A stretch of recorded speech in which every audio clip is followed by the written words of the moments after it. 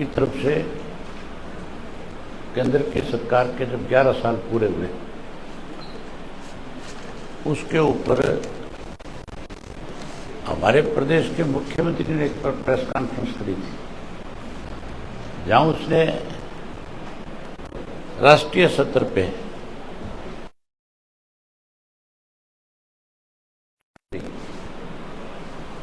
वहीं उसके साथ साथ उसने हरियाणा में भी भारतीय जनता पार्टी की सरकार की पीठ थपथपाने का काम किया और बड़े दावे के साथ कहा कि हमारी सरकार बनने के बाद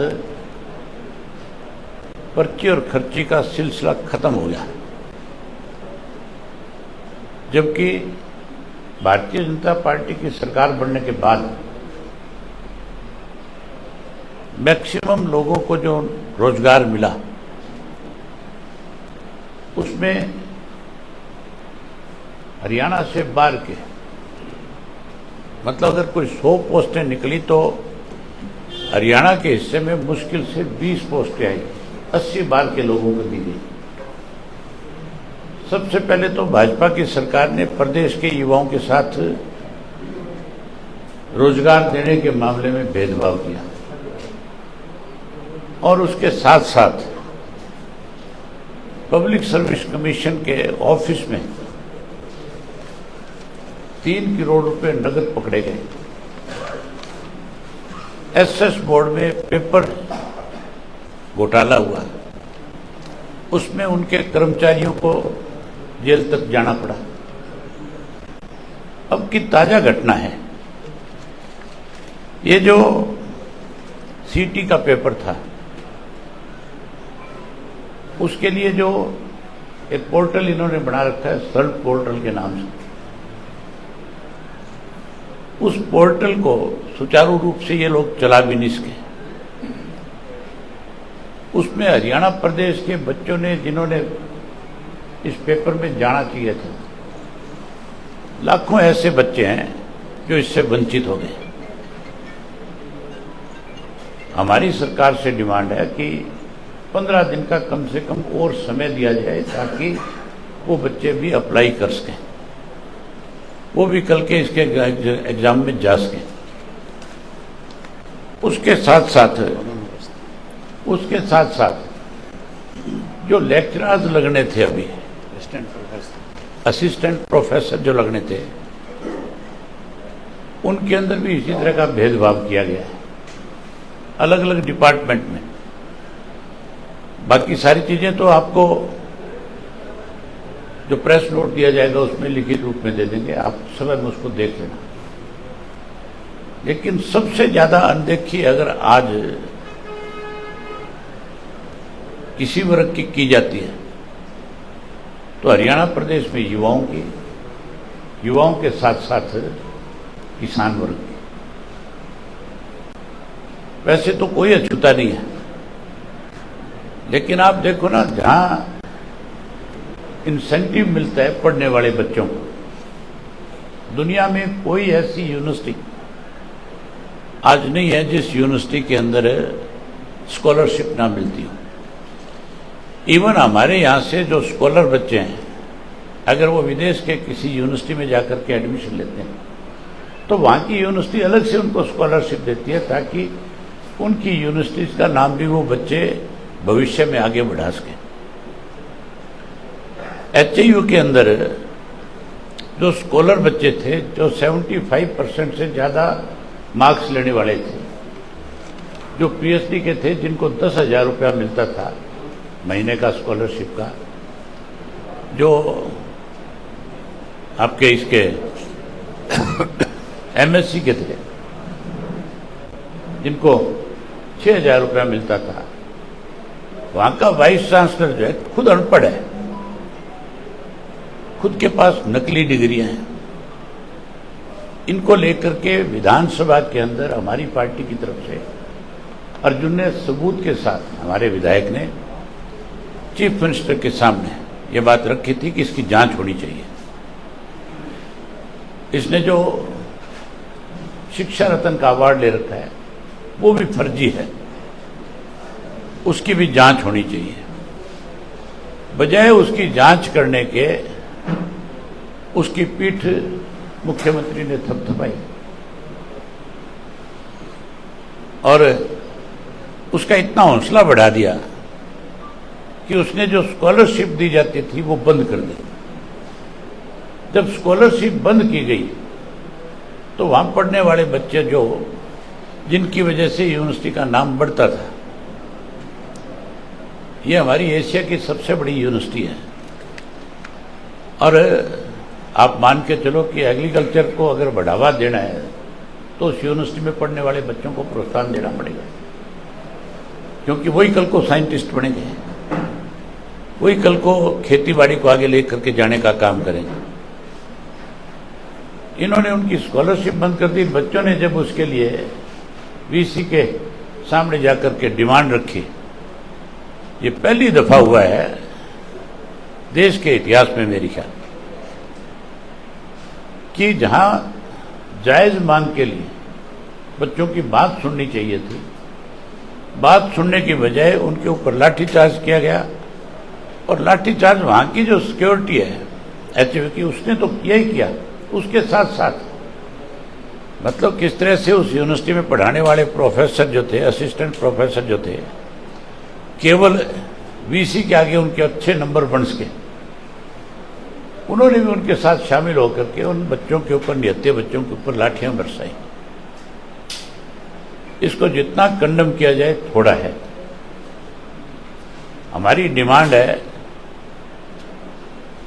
कि जिन बच्चों के ऊपर लाठीचार्ज किया गया, जिनको चोटें आई, उसकी एमएलआर कटनी चाहिए और जिन्होंने इनके ऊपर लाठियां भांजने का काम किया उनके खिलाफ सख्त कार्रवाई होनी चाहिए। चीफ सिक्योरिटी अफसर को, वाइस चांसलर को और उन प्रोफेसर्स को तुरंत निलंबित किया जाए, नौकरी से हटाया जाए, जिन्होंने इस सारे चक्कर को अंजाम देने का काम किया। ये सोच समझ करके किया गया काम है। इसी तरीके से इस राज बढ़ने के बाद गरीब बच्चों को जो छात्रवृत्ति मिलती थी उसको बंद कर दिया गया। हालत ये कर दी कि जो गरीब घरों के बच्चे जो जाकर के यूनिवर्सिटी में, कॉलेज में पढ़ते हैं, सरकार की तरफ से उनका खर्चा उठाया जाता है। अब सरकार कहती है कि आप फीस जमा कराओ, यूनिवर्सिटी भी कॉलेज भी दोनों कहते हैं आप फीस जमा कराओ, आपका जो पैसा आएगा सरकार की तरफ से वो हम आपको बाद में देंगे। अगर उनके पास पहले पैसा ही होता तो फिर सरकार के सामने हाथ क्यों फैलाते? इसी तरीके से कोई भी सरकार जो है, जहां कहीं अच्छी सरकार होगी, जहां सरकार की कहीं कोई बड़ाई करने वाला होगा, उस प्रदेश की हमेशा प्रशंसा होती है जिस पर लॉ एंड ऑर्डर ठीक हो, कानून व्यवस्था सही हो, जहां बिजली की व्यवस्था ठीक हो।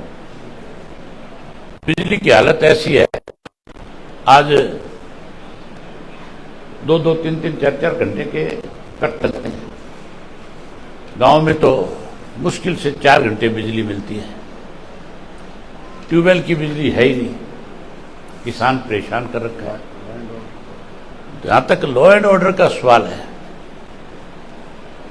लॉ एंड ऑर्डर की तो दिवालिया पिट गया। मुझे हैरानी होती है कि मुख्यमंत्री जब ये कहता है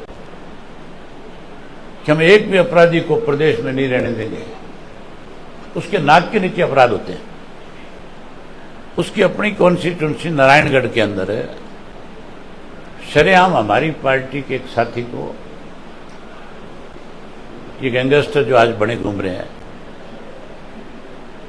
उन्होंने शरेआम उसको मार दिया। क्या नाम था उसका? हरविलास। आज तक हरविलास को मारने वाले पकड़े नहीं गए। इससे ज्यादा बुरा हाल और क्या होगा? उसके बाद आप देखो, यमुनानगर जिला नहीं, पूरे हरियाणा प्रदेश में 12 ऐसे जिले हैं आज जहां शराब के ठेकों की नीलामी नहीं हो रही। 300 से ज्यादा ठेके हैं और यमुनानगर अकेले के अंदर 45 जोन हैं, टोटल 50 जोन हैं।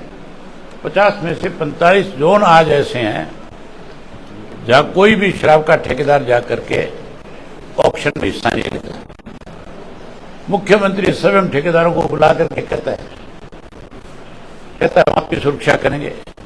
और गैंगस्टर जो है वो सामने से टेलीफोन करके कहते हैं कि अगर किसी ने भी जाकर के इस ऑक्शन में हिस्सा लिया हम उसको गोलियों से भून देंगे।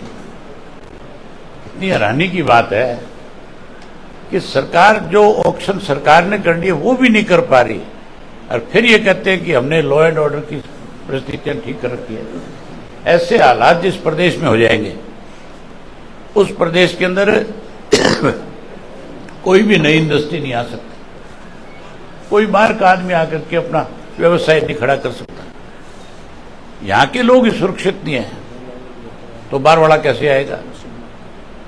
इससे ज्यादा बुरी हालत और क्या होगी? रोहतक पीजीआई में जो है, जो कर्मचारी है, पहले वो स्ट्राइक पे गए अपनी मांगों को लेकर के, उन्हें आश्वासन देकर के खड़ा किया गया। आज फिर 16 दिन से उनको जो आश्वासन दिए वो पूरे नहीं किए गए। आज फिर मजबूर होकर के कर्मचारियों को पिछले 16 दिन से हड़ताल पे बैठना पड़ रहा है। अगर हॉस्पिटल के कर्मचारी स्ट्राइक पे चले जाएंगे, सफाई कैसे होगी? अगर हॉस्पिटल में सफाई नहीं होगी तो इलाज कैसे होगा? उन लोगों की बात को सुनना चाहिए सरकार को। सुनने की बजाय उन्हें मजबूर किया जाता है स्ट्राइक करने के ऊपर, क्योंकि वहां भी इसी तरह का वाइस चांसलर लगा रखा है जो किसी की बात को नहीं सुनता। इवन अनिल विज ने स्वयं स्वास्थ्य मंत्री रहते हुए बात कही थी कि जिस आदमी को यहां डायरेक्टर बना करके लगा रखा है वो आदमी तो यहां पे चपड़ासी के काबिल भी नहीं है। ऐसी हालत है सरकार की। हम डिमांड करते हैं, आपके माध्यम से मुख्यमंत्री को कहना चाहते हैं कि जो इस किस्म के लोग हैं जिनको तुम्हारा सरकारी संरक्षण है, इसको बंद करो।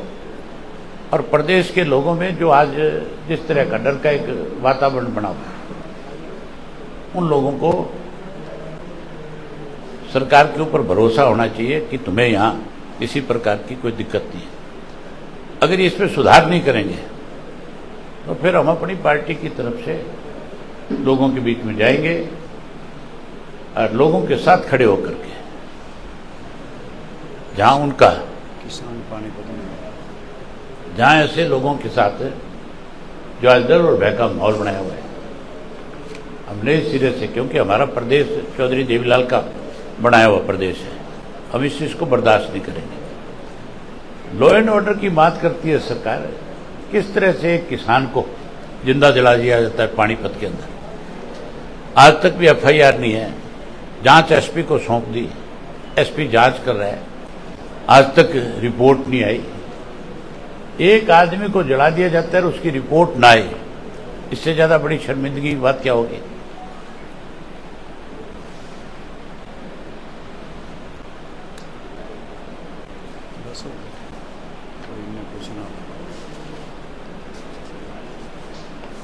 एक चीज और मैं आपको बताता हूं, एजुकेशन की हालत कैसी है आज। हमारे यहां पे 2,25,000 सीटें हैं, ये जो हायर एजुकेशन में कॉलेजेज में। हैरानी की बात है, आज हमारे यहां बच्चे जो है पढ़ना चाहते हैं, लेकिन उनके पास क्योंकि इतनी भारी फीस भरकम लगा दी कि उनको फीस देने में दिक्कत आती है।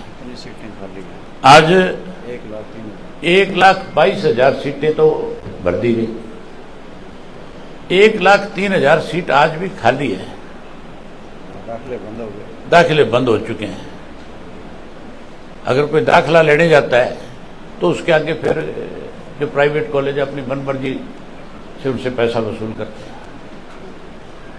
ये सारा सरकार की मिली भगत से हो रहा है। ये अड्डे बना दिए इन्होंने, हर डिपार्टमेंट में आप ये मान के चलो सरकार का पूरा दखल है। दखल के साथ साथ सरकार ने ऐसे लोगों को वहां पे एडजस्ट कर रखा है जो अपनी मनमर्जी से उन डिपार्टमेंट में लूट मचाने का काम करते हैं। आज हमारी पार्टी में बहुत सारे साथी जो है शामिल हुए, जिनके नाम आपको माजरा जी बताएंगे कि कहां कहां से, कौन कौन सी जगह से, कौन कौन साथी और आज नए शामिल हुए। साथियों, आपको हरियाणा प्रदेश के ज्वलंत मुद्दों से चौधरी अभय सिंह चौटाला ने अवगत कराया और जिस प्रकार से हमारी पार्टी का संगठन बहुत अच्छे ढंग से चल रहा है और धरातल पे भी हम हर मुद्दे को लेके संघर्ष कर रहे हैं, उसको देखते हुए हमारे पुराने साथी और संघर्ष के साथी वेद मुंडे जी आज हमारे कांग्रेस पार्टी को छोड़ के, जो बहुत ही आधार के नेता हैं, आज हमारी पार्टी में शामिल होते हैं और आज इनको हमारी पार्टी एससी सेल का संयोजक भी नियुक्त करती है।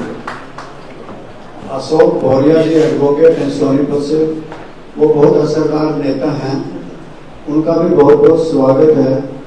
और इसी प्रकार से आईटी सेल के हमारे किला तलका से शोभा चंद डांडा जी एक वरिष्ठ पत्रकार भी रहे हैं, वो आज हमारी पार्टी में शामिल होते हैं। हमारे बहुत ही खुशी की बात है, कैथल में चौधरी परिवार बहुत बड़ा परिवार है और उनका बहुत बड़ा असर है। प्रवीण चौधरी जी हमारे आज पार्टी में भी शामिल होते हैं और हमें इन्हें व्यापार समिति जिला की जिम्मेदारी देते हैं। हमारे पुराने मित्र सरदार जसविंदर सिंह जी संधू, जो हमारे कृषि मंत्री रहे हैं, उनके भाई राज सिंह संधू भी आज हमारे साथ पार्टी में शामिल होकर के पार्टी को मजबूत करने की ठानी है। रामपल बेमड़ी जी जींद से हैं, वो भी हमारी पार्टी में शामिल होते हैं। मनोहर लाल जी, रामदिया रंगा जी, अजमेर सिंह जी उचाना से हैं। इन सारे साथियों का बहुत बहुत स्वागत है और ये सब साथी हमारे लोकदल में शामिल होकर के पार्टी को मजबूत करने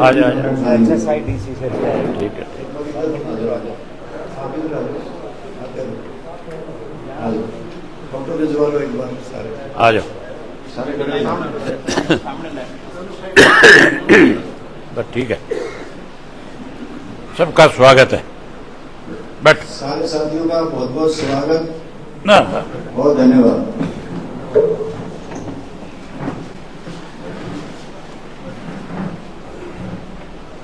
कोई आपकी तरफ से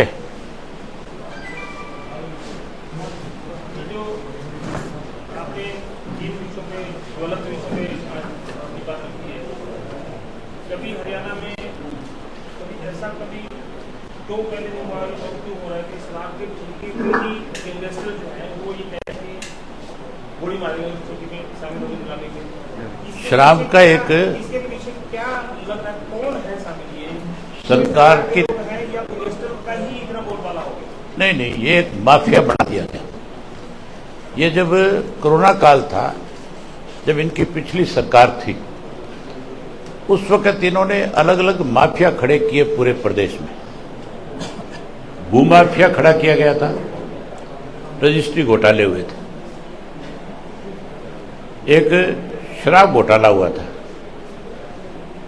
शराब का एक ऐसा माफिया खड़ा कर दिया था कोरोना काल में कि सड़क के ऊपर कहीं आपको कोई एक व्हीकल नजर नहीं आता था। सरकार के द्वारा बहुत बड़ी सख्ती की गई थी, हर इंस्टीट्यूट जो था वो बंद था, एक से दूसरे के घर में भी लोग जाने से कतराते थे। उस वक्त भी शराब की कोई कमी नहीं थी, घर घर में शराब की सप्लाई होती थी। हमने डिमांड करी थी, हमने कहा था इसकी इंक्वायरी हो, लेकिन सरकार ने इंक्वायरी करने की बजाय उन माफिया को प्रोत्साहन देने का काम किया। उसी का नतीजा है आज तक उसकी जांच नहीं हुई। अगर उसकी जांच होती है तो बहुत सारे लोगों के नाम सामने आ जाएंगे जो सरकार में सत्ता में जिनके पास ओहदे थे और जिन्होंने उनको संरक्षण दे रखा था, वो सामने आ जाएंगे। उनको बचाने के लिए आज सरकार उन माफियाओं के आगे मजबूर है। आज भी ये जो गैंगस्टर है, हरियाणा में कभी इस तरह के हालात नहीं हुए। यहां बहुत से और सरकारें भी नहीं। लेकिन अगर किसी ने भी इस तरह से डराने और धमकाने के नाम पे फिरौतियां वसूलने की कोशिश करी तो ऐसे लोगों के साथ सरकार ने बहुत सख्ती करी। आज ऐसी हालत है पूरे प्रदेश के अंदर कोई जिला, कोई मेरी ख्याल डिस्ट्रिक्ट में आपका सब डिवीजन ऐसा नहीं है जहां पे रोजाना इस तरह की वारदात ना हो। अनेक लोगों से टेलीफोन करके धमकियां दे करके पैसे मांगे जाते हैं।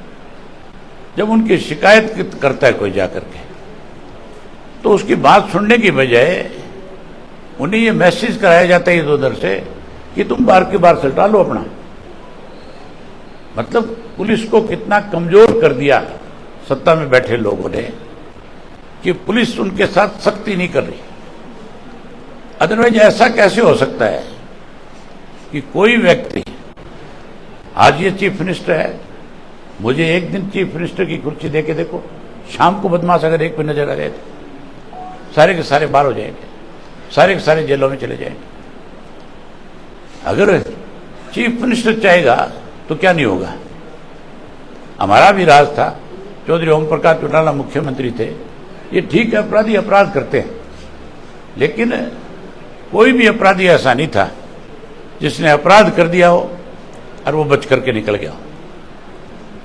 टाइम लग गया होगा, किसी में 10 दिन लग गए होंगे, किसी में 20 दिन लग गए होंगे, लेकिन ये नहीं था कि अपराधी कहीं दोबारा सिर उठा सके। ये कितना भी बड़ा अपराधी था, सरकार ने उसके साथ सख्ती करी। अब तो शरेआम मतलब इस तरह के हालात हो गए कि हर रोज कोई व्यक्ति ऐसा नहीं बचा होगा जिसको टेलीफोन नहीं आते हो। थोड़े दिन में मुझे लगता है कि आप भी खबर छापते हो, आपको भी फोन आएंगे कि अगर ये खबर छाप दी तो देख लियो। आइए ना, नहीं अभी तुम्हारा नंबर भी लगने वाला है जो तुम टीवी पे दिखाते हो, है? मतलब ये तब है जब सरकार नहीं है, इसका मतलब सरकार खत्म है। लीगल माइनिंग को लेकर क्या बोलेंगे? पलवल में, यमुना में जो है टेम्परेरी विलेज बना दिए थे, वहाँ सरकार बोल रही है कि हमने परमिशन दिया है, यमुना का जो फ्लो है उसको ही रोक दिया गया। मुझसे क्यों सच्ची बात करवाते हो? आपको पता नहीं है क्या? ये मिट्टी कौन ले गया काट के, ये पता नहीं आपको? है? मैंने विधानसभा में सब ये बात उठाई थी। आप यमुना की मिट्टी की बात करते हो, यहां तो गांव की पंचायतों की मिट्टी भी निकाल के ले गए और लोगों ने एफिडेविट दिए। मनोहर लाल खट्टर मुख्यमंत्री था, उसका मिनिस्टर था जिसने मिट्टी निकाली थी, उसने कोई कार्रवाई नहीं करी।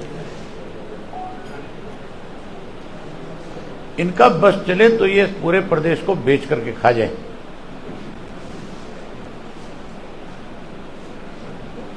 असहाय की स्थिति आज की डेट में सरकार आप महसूस करेंगे? डमी चीफ मिनिस्टर है इसलिए है।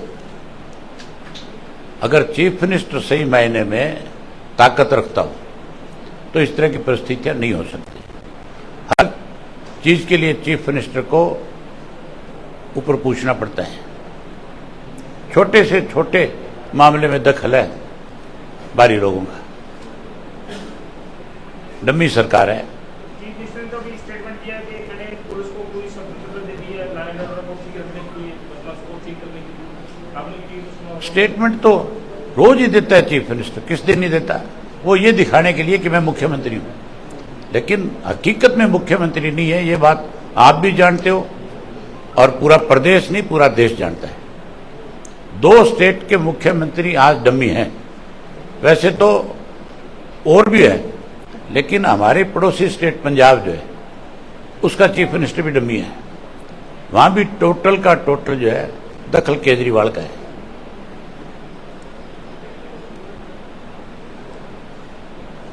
तो हम ये कब तक असहाय आइडेंटिटी कब तक ये लोगों को सोचना पड़ेगा, ये लोगों को इसके ऊपर फैसला लेना होगा कि ऐसे लोगों के हाथ में अगर सत्ता सौंपोगे, बागडोर सौंपोगे, तो फिर प्रदेश जो है तरक्की करने की बजाय निचले सतर पे आ जाएगा।